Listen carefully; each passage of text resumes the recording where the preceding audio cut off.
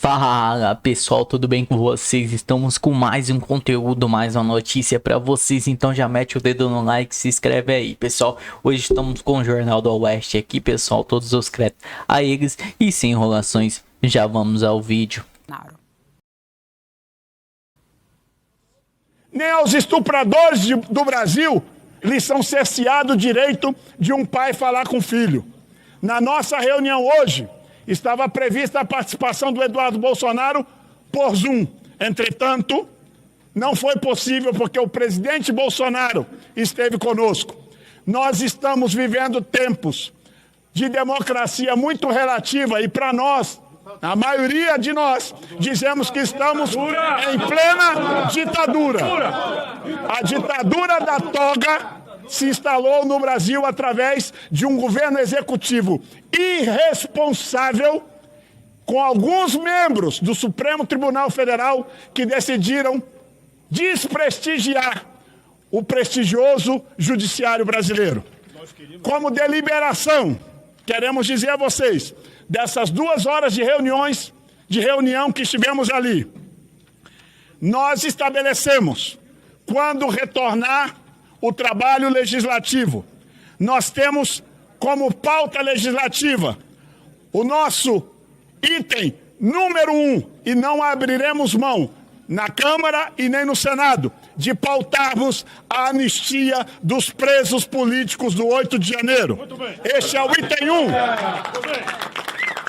Item 2, vamos pedir que seja pautado a PEC 333, que muda o foro privilegiado para que esta perseguição do Supremo Tribunal Federal pare de uma vez por todas. Temos mais de 60 parlamentares respondendo processos no Supremo Tribunal Federal, além dos esdrúxulos conhecidos inquéritos do fim do mundo que nunca terminam, que estão todos eles centralizados na mão de um único ministro do STF, e o nome dele é Alexandre de Moraes. Isso tem que acabar. Isso não é democrático, isso não é constitucional, isso fere o devido processo legal no país. Dito isso, são as 2 pautas da Câmara. Para terminar o trabalho na Câmara, nós criamos hoje 3 comissões de trabalho que vão trabalhar hoje, amanhã, todo recesso se houver necessidade. Quais são essas comissões? Uma comissão que vai alinhar entre todos os parlamentares da oposição a nossa comunicação. Comissão essa que será liderada pelo deputado Gustavo Gayer. Nós teremos uma segunda comissão que vai trabalhar mobilizações internas na Câmara e no Senado para que as nossas pautas finalmente sejam respeitadas por ambos os presidentes das casas e que a gente possa votar. Esta comissão será organizada e liderada pelo deputado Cabo Gilberto. A última comissão é uma comissão de mobilização nacional. Esta comissão, porque nós vamos dar voz ao presidente Bolsonaro.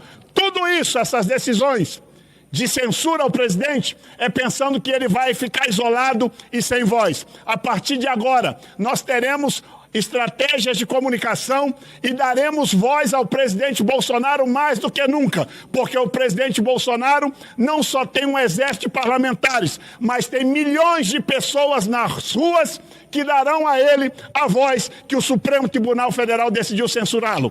Por último, digo que esta comissão também criada, nós vamos buscar todos os mecanismos legislativos para tirar o Brasil da ditadura da toga. Dito isso, passo a palavra à senadora Damares e senador Magno Malta, que vão dividir o tempo aqui.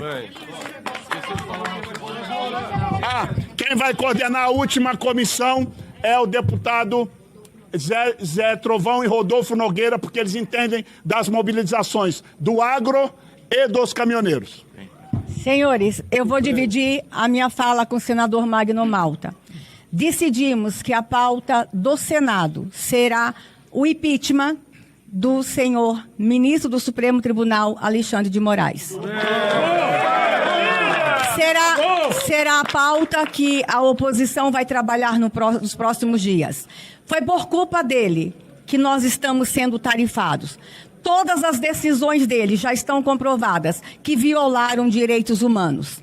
Ontem, sexta-feira, 2 idosas estão voltando para a prisão. Uma de 71 anos de idade e outra de 74 anos de idade. É ou não é violação de direitos humanos?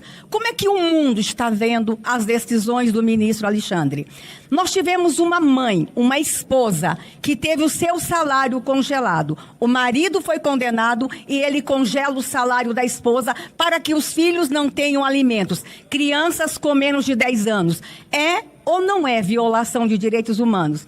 O Senado entende que as decisões do ministro Alexandre provocaram perplexidade em todo o mundo. O mundo inteiro está olhando, que está havendo uma violação de direitos humanos jamais visto na história do Brasil na última república. Então o Senado decide que a pauta única da oposição será a votação imediata do impeachment do ministro Alexandre de Moraes, para que assim possamos salvar a economia do Brasil e para que a nação possa ter aí um sossego nos próximos anos. Por quê? A culpa de tudo, com certeza, é Alexandre de Moraes e presidente Lula. Eu gostaria de chamar a atenção desse momento, porque ele é muito importante.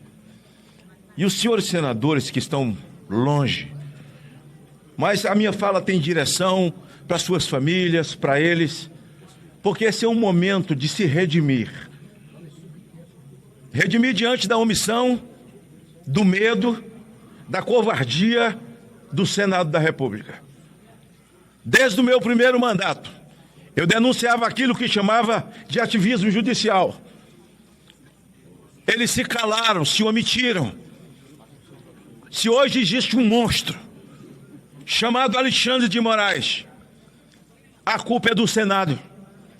Alexandre de Moraes é um estelionato, é uma falsidade ideológica, é uma mentira.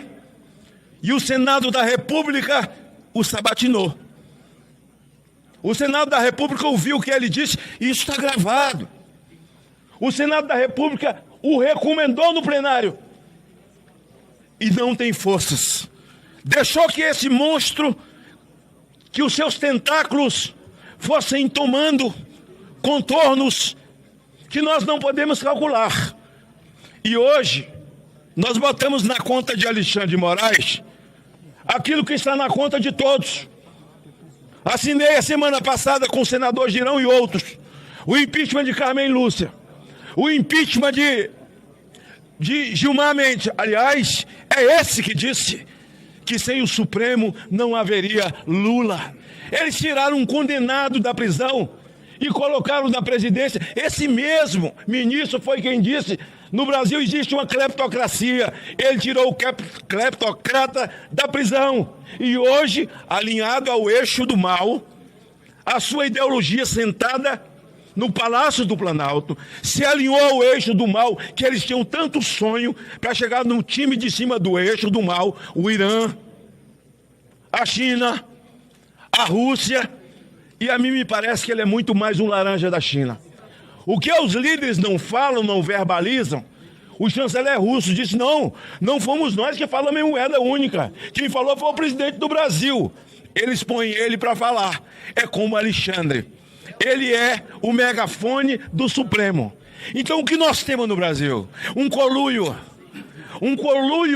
do Supremo Tribunal Federal com esses ideológicos que hoje dirigem o país. O que nós temos que fazer ao Senado? Falou aqui a senadora Damares.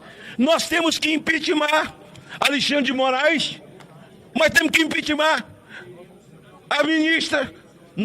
Ela disse que o Brasil tem 213 milhões de pequenos tiranos. Tirano é a senhora. Imagine nós falando isso. Como isso ia repercutir? Então, o que está acontecendo com os Estados Unidos, que tomou um posicionamento com 20 países, não foi só com o Brasil. O Brasil está pagando por ter um ideológico, um comunista no poder e que tem um nanismo diplomático. Se alinhou com o eixo do mal, verbaliza o que quer o eixo do mal e o brasileiro vai pagar. Nós vamos pagar. E eles estão mentindo, tentando colocar na conta de um inocente. Eu sou o autor da tornozeleira eletrônica. E eu não criei aquela tornozeleira, Deus não colocou no meu coração e na minha mente. Para que a tornozeleira, Nicolas, para que a tornozeleira, Sóstenes, Damares, fosse usada por inocentes.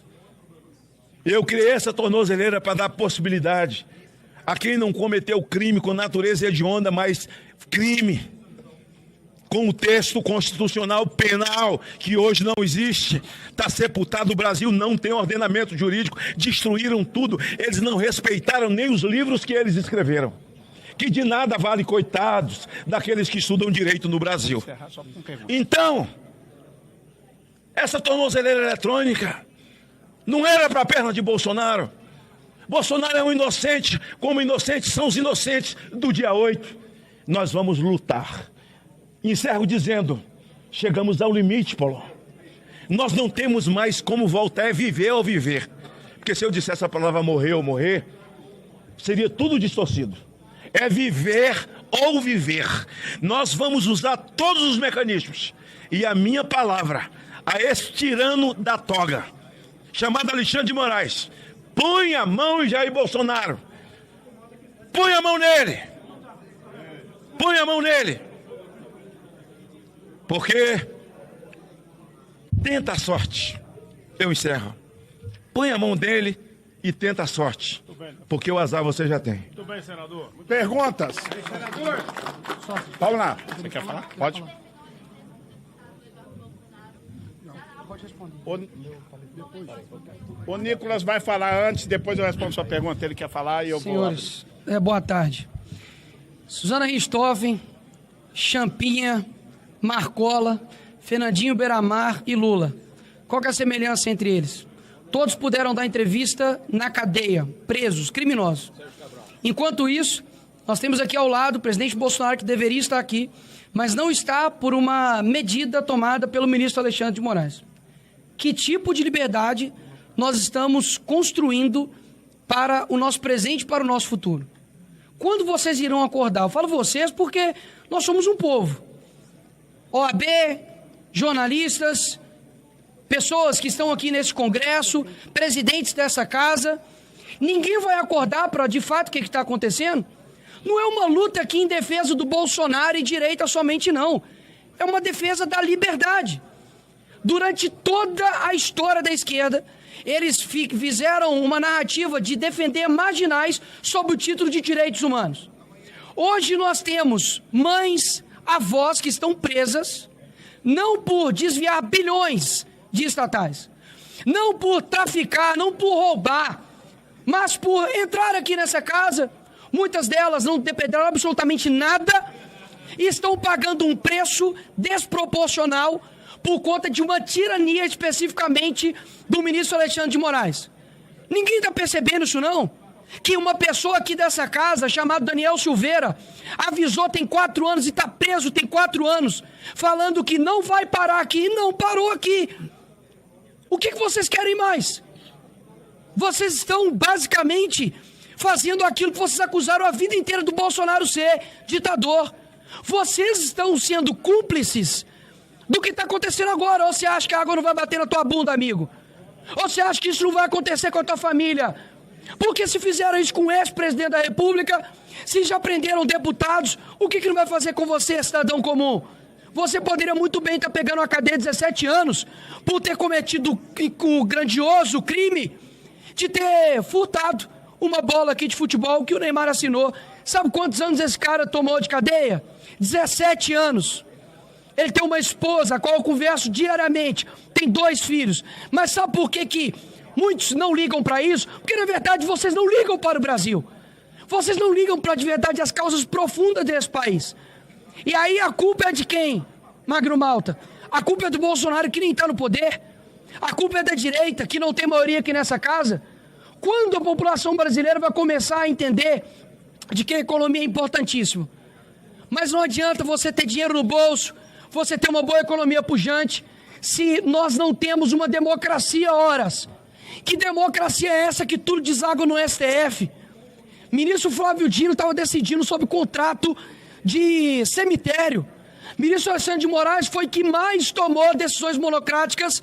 Ele está em primeiro lugar. Ele tem o dobro de decisões monocráticas do que o segundo lugar. Isso se respeita ao quê? A quem votou somente em Bolsonaro? Claro que não. Isso se respeita a quem tem um mínimo de senso, um mínimo de caráter. O que está bom aí no Brasil, amigo? O que nesse país aqui você pode falar, meus parabéns, Lula, isso é ótimo. Esse canalha que deveria estar preso simplesmente enganou pessoas de baixa renda, pessoas carentes, prometendo milhares de coisas, agora está entregando o Brasil mais quebrado do que na pandemia. E aí? E se não fosse Bolsonaro durante a pandemia, para poder olhar para o trabalhador? Porque eu não sei vocês, mas eu não tenho memória curta, sócios. Quem defendeu os trabalhadores durante esse período foi a direita. Enquanto isso, dizia o Partido dos Trabalhadores, mandava o trabalhador ficar em casa. Por que eu estou dizendo isso? Porque chegou a hora não de colocar aqui um rótulo. Eles estão aqui defendendo somente o Bolsonaro ou a direita. Não, nós estamos defendendo até você, jornalista de esquerda. Porque eu estou defendendo até a liberdade de você ser um idiota. Não tem problema, ser idiota nesse Brasil não é crime. Se fosse crime, a Dilma teria pegado prisão perpétua. Agora, o que nós estamos defendendo aqui? Que você, cidadão brasileiro, possa ter um país digno, o que nós não estamos tendo agora. E o Bolsonaro é a representatividade disso, é o símbolo disso. Pode falar o que quiser dele, mas ele não desviou bilhões de estatais. Ele não tomou condenação de 400 anos como o Sérgio Cabral. Ele não foi condenado por corrupção passiva e lavagem de dinheiro como o atual presidente Lula. Ele, enquanto presidente, negociou com a Rússia, negociou com os Estados Unidos. Enquanto isso, o bandido do presidente Lula, que falava antes das eleições que resolveria uma guerra, com uma conversa de bar e uma cerveja, agora está querendo botar a culpa de tudo que está acontecendo economicamente no Brasil nas costas de quem nem está mais no comando desse país. A minha preocupação não é com eleições somente. A minha preocupação chama-se gerações. O que nós vamos fazer agora vai ecoar por toda a eternidade. A decisão que você está tomando agora de ficar ao lado certo ou ficar ao lado errado, você vai ser cobrado por isso. Porque no fim das contas, todo mundo aqui tem uma família, todo mundo aqui quer um Brasil seguro, quer um Brasil com saúde, quer um Brasil com educação. Agora eu te pergunto, ano que vem, 18 anos de poder do PT, você vai continuar tomando as mesmas medidas esperando resultado diferente? Você acha que eu estou aqui simplesmente para poder bater o dedo aqui e ganhar voto? Claro que não. Todo mundo aqui está por algo maior do que ele mesmo. Todo mundo aqui está com um processo nas costas, pode ser preso, não por corrupção, não por rachadinha, não por desviar milhões de reais, mas por falar a verdade. E aí, eu pergunto, qual que vai ser a decisão da população brasileira? Ficar amedrontado de não ir para as ruas ou enfrentar um covarde? Ele não tem legitimidade. Quem tem legitimidade, quem teve voto foi essa casa. Ou seja, nas próximas semanas, eu confesso que a nossa intenção é realmente elevar o nível desse jogo. Não vou falar como, mas é elevar o nível desse jogo, porque é muito fácil. Nós, como jogadores, fazer o gol e quando o jogo acaba, vem o juiz sem um voto e fala que o jogo acabou e, na verdade, o outro time que ganhou. É muito fácil governar dessa forma, diluindo, extinguindo a oposição. Que o Brasil hoje entenda que o que a gente vai fazer agora vai definir os próximos 20, 30 anos do nosso país chamado Brasil. E aqui eu falo por mim, pelas crianças, pelos adolescentes, por muitos que saíram às ruas no Brasil para poder tirar uma também que fazia parte desse consórcio, que está com seu coração verde e amarelo e não desistiu desse Brasil, porque o Brasil não é deles, esse Brasil é nosso. Valeu, Nico. Liberdade! A líder da minoria vai falar e eu respondo as perguntas. É a última. É a última. Hoje, não só o Brasil, mas o mundo vê a tirania que se instalou no nosso país. O que estão fazendo ao presidente Bolsonaro é de uma covardia que mostra que a censura, a perseguição chegaram a níveis jamais vistos. Fala, pessoal. Que vídeo, hein, pessoal? Que vídeo da manifestação aí do pessoal aí do Congresso, dando a voz ao povo, pessoal.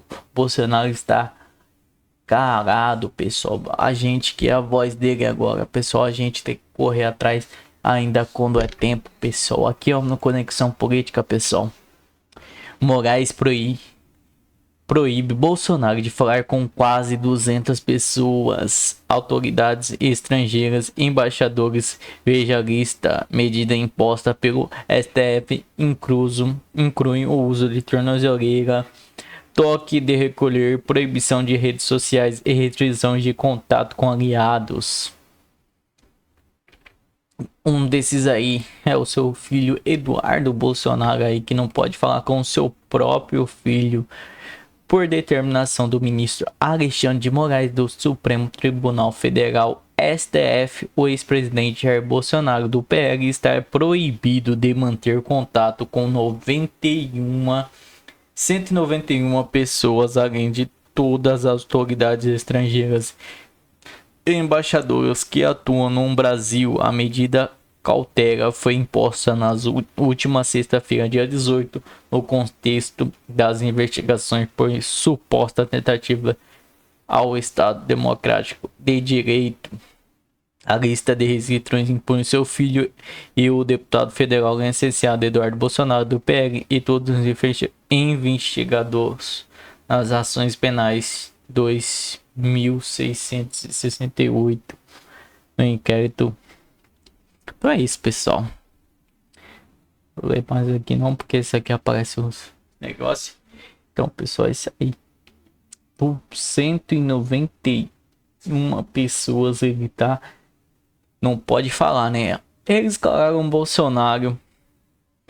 Vão calar o Eduardo Bolsonaro. E provavelmente as pessoal que falaram nesse vídeo aqui, amanhã vai ter a notícia aí de busquem apreensão na casa da maioria aí, pessoal, porque a ditadura tá implementada no nosso Brasil. Porque amanhã Nicolas aí, que teve uma fala surpreendente aí, mas ele ainda segurou a palavra. Quem que começou aí a palavra falando do ministro, amanhã a casa caiu pra pessoa. Rindo aqui para não chorar, né, pessoal? Amanhã tem busquem apreensão encher. Amanhã tem muito serviço pro PF, pra ditadura aí do Moraes, né, pessoal? Muito obrigado a todos, pessoal. Vou encerrar aqui. E até a próxima, pessoal. Não se esqueçam, antes de sair aí, de deixar o like e se inscrever no canal. Valeu!